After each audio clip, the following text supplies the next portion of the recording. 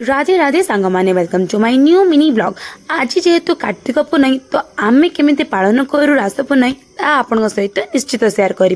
प्रथमे गाधे पाधे ठाकुर आरती करी बाहरी गलु आम बोईत बंदाण करने जेहेतु आम गाँ पाखे अच्छी बुढ़ा बड़ंग नदी तो आम नदी बोईतटी को आम भसईदेले या कहीकि जे आका माँ बोई पान गुआ थोई पान गुआ तोर मासक धर्म मोर या कही आम बोईतटी को भसईदेले।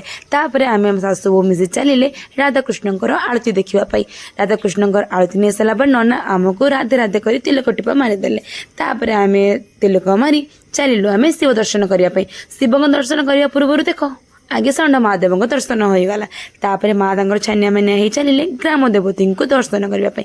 ग्राम देवती दर्शन धूपदीप दे आम चलिलु घर को। तापर घर जाए आम पकेबा मुरुज। तो नेक्स्ट पार्ट आपको देखेबी मुझे केमी पकेली मुरुज।